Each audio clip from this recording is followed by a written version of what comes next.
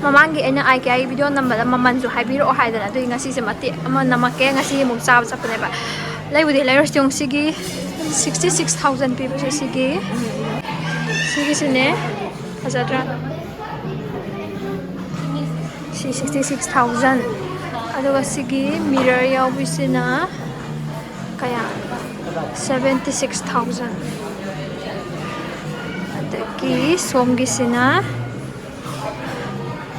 sinde tang pak pani 98000 1 lakh ai dun haza upu mam lai sidagi pick tak tawbasina 75000 mamangi video da mina haibir eba maman go blo hairo na dugi mate am su hapchala ko 45000 Hello guys! Rummy Circle is back with amazing offers and reward for limited period. Rummy Circle haiba gaming app asi yam safe oi badagi 100% legal oi ba gaming app ni sida koina Rummy haiba game sanarga cash win tawdoine. We can find more than 1 crore active players on Rummy Circle. Adum yamna Rummy sanaba haitraga su adum moi gi practice game sanaba yagani duga haira kan adum cash game sanaba yagani. Aduga game sida koina paisa se yamna easily deposit tawba yai koi gi phone pay paytm credit amadi debit card gi thang yamna easily deposit tawba yai. Koina first deposit tawba matamda 2000 amasu welcome bonus oina Rummy Circle game is sana bayam live ni adu akoi phone na sana mata chappa hang chappa adu suka sulai roy. So guys, you can download now from the link given in my description box, and by registering and on your first deposit you can get up to ₹2000 welcome bonus. Adu na mayam to play Rummy and win cash. This game is subject to financial risks. Requested to play with your own responsibility and knowledge. Siga siya mo,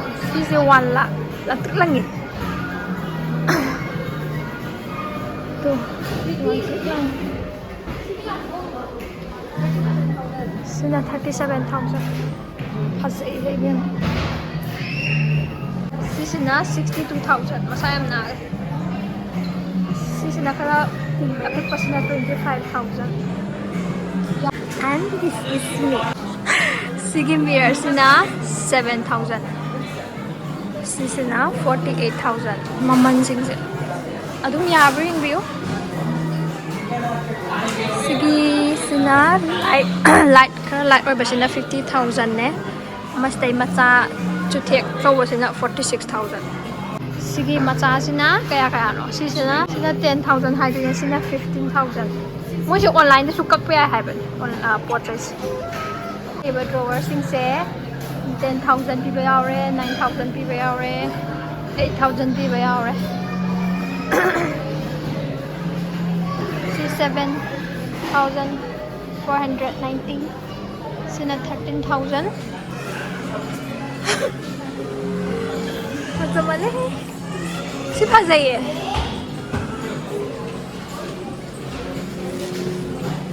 I didn't know I want to try ma'ams. What ma'ams? Free promotion. I can free promotion. Tao jari.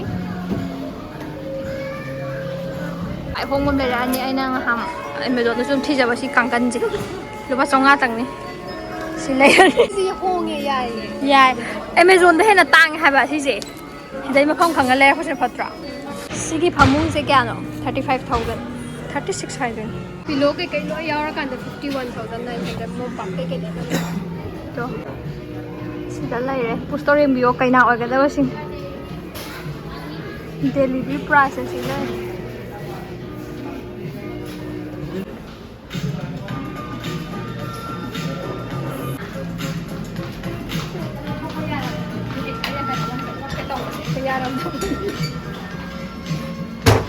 Yaro ye mina pukini hai da. Stamle sai lower ko on lo.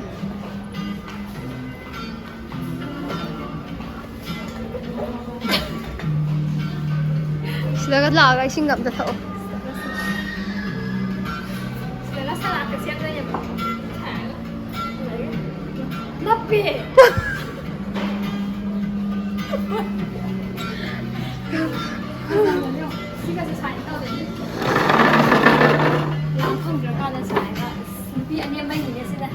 Ya demo tau le nu nang sai da.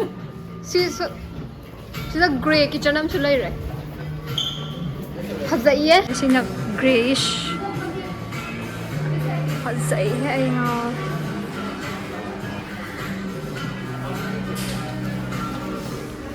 Sige thong na ba sina 2,000. Sige sina. Ai si hong ni. This is hong de yeng wo ne to. 홍이고 이거 보조 ям 타이 하바 Sini ay napamba do. Si lupa chani tang ni.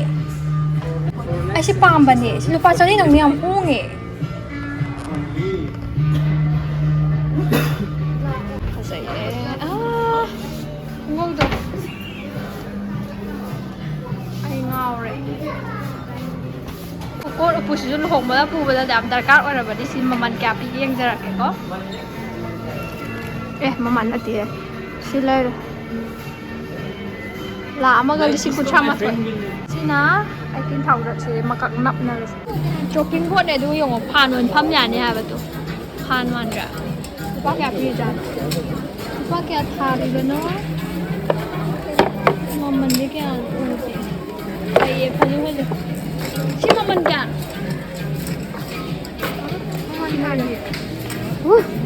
Vậy thì cái máy Hàn đôi là các cái lem sinh sinh mà mình chụp các hai ra cái có asisina lising amaga cái ano lising ani hai dire tu ada cái sigi beauty sina cái ano lising ani ga satre chanipan lising ani ga satre ki range na pene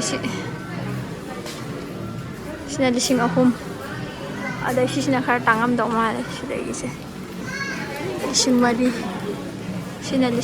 sina lising ahum ga makai ha phamje atukki matik chaw khre aduduna loina makki maman hai le de ai ngasi gi loi bana ro changi gai loi bana te aduduna Hyderabad ta lai bo ra ga de dum la ga yeng bi ro atopa lam su lai rong ga khang de ta de khang de kem khang jam na de su ucharak kani mamang da mi na hai bi ro hai ba tu gi ko duga pocha jing de ka hai ni loina reasonable loi oi bu khang bra dum yeng na ba dum khong wa ne ba aduduna ne khang de adun Aja dia orang sih kasih kayak lupa conga.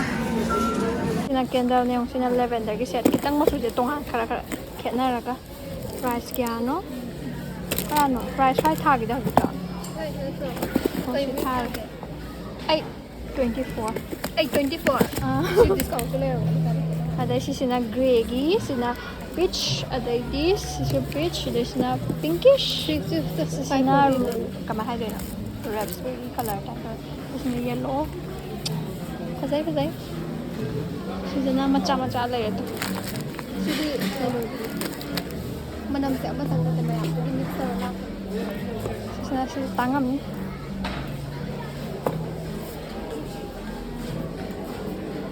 इसमें हम ले सीधी कहीं fresh napi manam do awana masih di golden ne to sina ice cream manam me hi nang khwai le nu si ke se oi tu na lai ram lai blueberry manam le si lu pa ka 279 ji thai 279 adu sai ra tha ba le kongi na si lai ra si kai da pa than adu phana ta ka ta de manam nu si ra ya discount da 199 lo oi di am lai bana te si ka tang lai bune horen bola review ra ka te kai ha ba apo ma te na koi lai ste self service ne ba kamai na to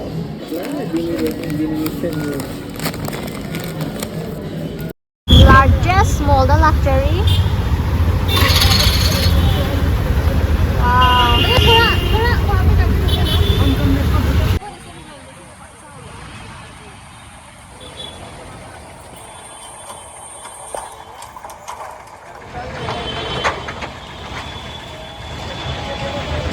Chào với tàu rè hả? Nhằm chào với tàu rè vậy.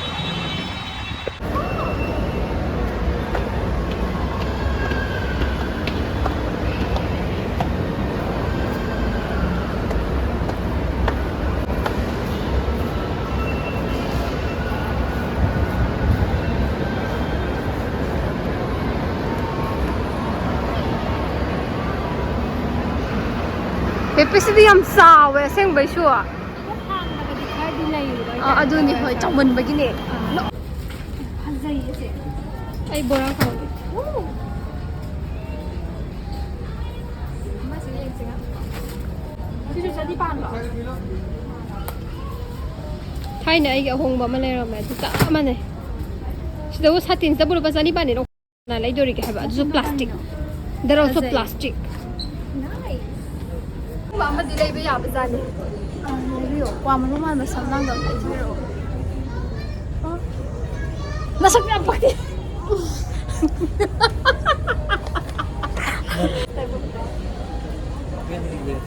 Didi.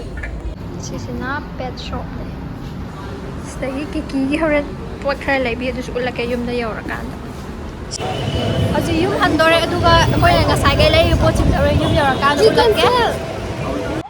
Auto ka na nga ri auto la ani to ko. Be hindi yung da yara kan da akoy na sila ako po sa sin ulat ke.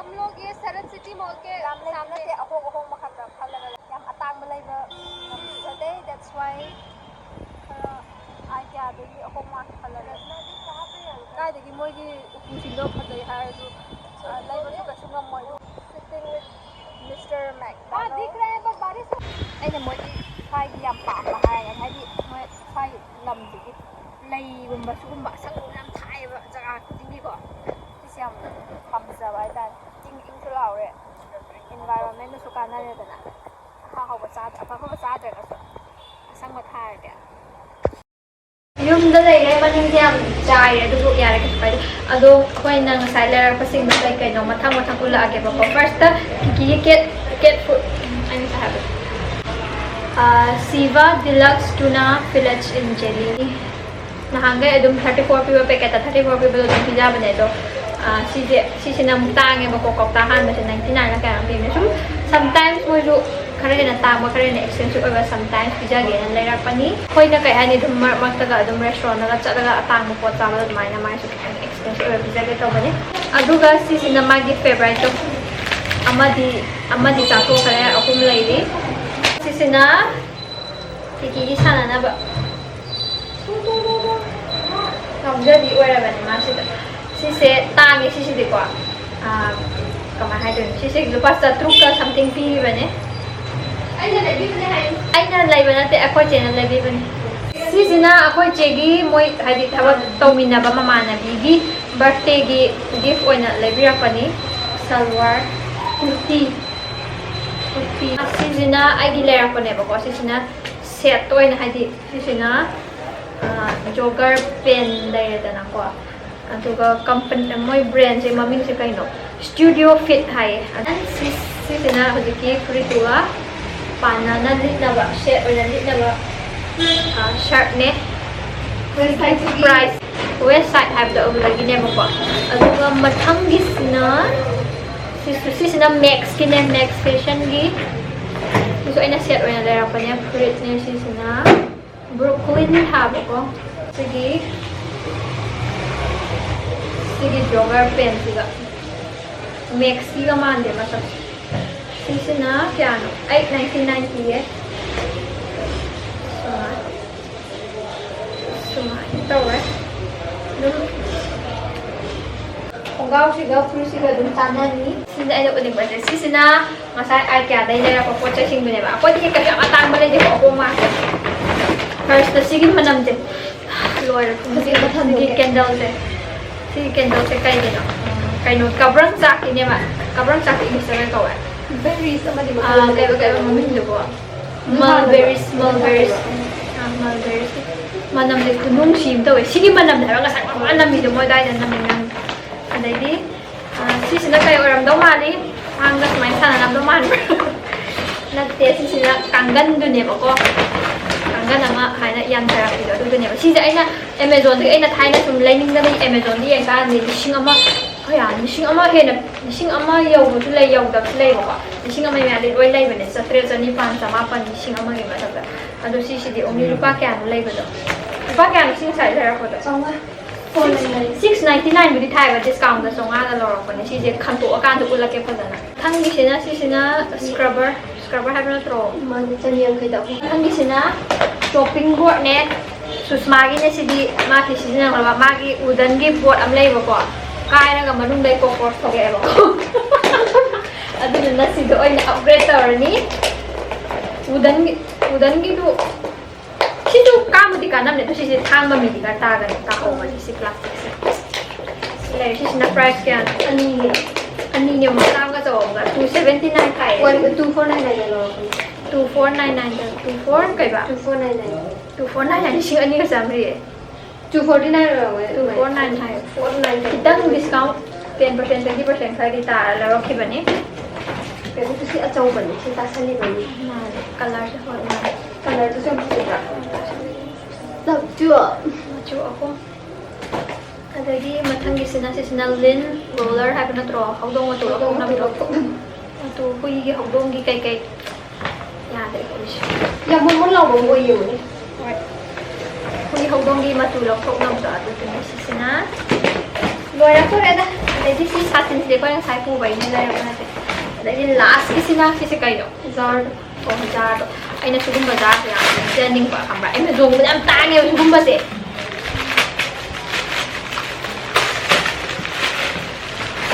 Bang, Langsung ada sisi nasi plastik jar sih tajam nih, cuma macam ayam lagi jaring kambra. Ayah kai siam doi nih, tumpang bay nih. Aduh, kai nomor di siam ni kai siam dia. Pickles pun masih siam tham dia. kendal apa? Kendal apa? Kecana dikit. Biscuit layer ka habo ka sama. Biscuits pun, ayah kano pickles pun masih siam nih hal. Ni pickles pun masih siam nih. Biscuit layer doi dia. Macam biar ayah nak apa?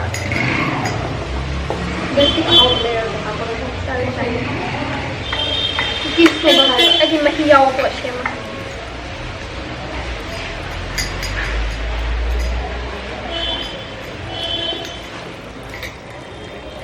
Hay dia dah luan baga. Oh hay hay. Sige sida ay no ma i-culture kay no ma siya mga tutulong siya. Kamu kan dia. Kaso. Laura. Lawyer si sina last ni. Ay no. Talking about this. Hoy, ut kaya daw raga. Si ani sina. Si. Ada dulu ka sina macam su. Nasa sina karapata store. Kita enggak swing apa ko tanto. Tindaw ko ba kan. Ado ni si ay pushi ka daw raga. Ado ni si makais ni lay ise. Yam ni hekta lay ni te da moy shai da lay ba moy family oi na ga lay ba khang kama hai doi moy shai Hyderabad ki mi sing di paisa pai ba am lay ba khang de moy am lay ba koi di ako khal lag de chali ba si ado ni ado lotion lagi video kiki sila kiki kami su khang hilau hilau nang sa nang ka da kai doi ke mang mi je lo bye bye cho first lo thank you ai gi sana po lay video ko di hayo Ado may ang ngasi mamang ay na sabay mamang video tawag ko ni na hayra ko ay comment ay kaya do asan munoy na karama man hayo o nakamba ado nam salak pa ni ngasi do kaya di kambira magin hay na kali no kung dong balay kada mi mo online da yai kada na ado na sai ut pa do yan mo online da lay bagi kay khang do thaw na do post or do yeng biro ado ngasi video sin nungai bi di like to subscribe to biro mo do mathang video da mo thengnarsi bye bye hoi moi gi upu do lay da ga su upu do ina pra pur ko yo ka su kana folding na Lagi table da folding le ho ko. ada Pwede yung da suru pan da. man ado ni bye bye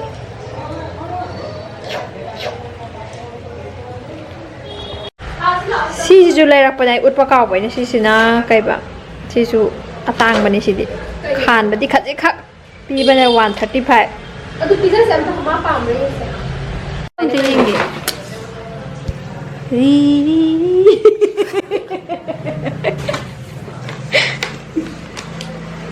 ay sak si ba nga ay bai ta to cha cha spa mai pa yam cha thok ko noi atang ba ni Kita kaji pizza o maru mo mom toroga.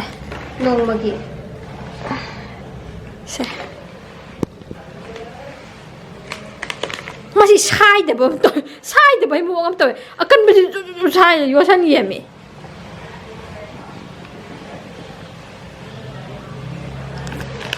Chua, lo pamung tha ba dere ke ma Masih di kain do pepe jelly ne. ma ni packet han ba dugum ne mo tin han ban drang la Jelly hai na sa man sa. ye loin pizza gi no e spam di ba Haris di. makan ma tawish จะตั้งกันหันตก Please ตัวแล้ว don't show my suck. ก็ดีน้องเดียมยามปังจี Thank you viewers. พี่ดาได้ไปตัวอุจิเกส Nung chum này kang ngani phida to ni ba. โอ้ยดมไลค์ตัวระเบ้อพี่ดาวเลย Karap matun sina kadai hang di. Kai no si ba. Oh sida ki doi ne. Kada ba. เอาแต่ยาววันนี้ตัวชี้กลางสิเอาแต่ยาววันนี้ มายาวตัวผมตัดเลยแต่เนี่ยก็ต้องโตกว่าดิ้ง Kamai dor thel lu dori ke si ho ji ko. ยาลูเพียน Kamai จี yan dori ke. เพียนจีนะ Kari no. เพียนจีนะเพียนจีได้เฮกแต่ยาแล้วแบบนี้ So na kan di la o ya dre. Fiel le. ที่อดูเนี่ยคิดตั้งวังมันก็เลย Kai no ang ba di. ชมตัวจริง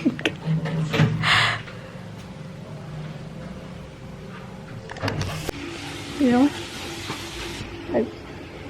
하자래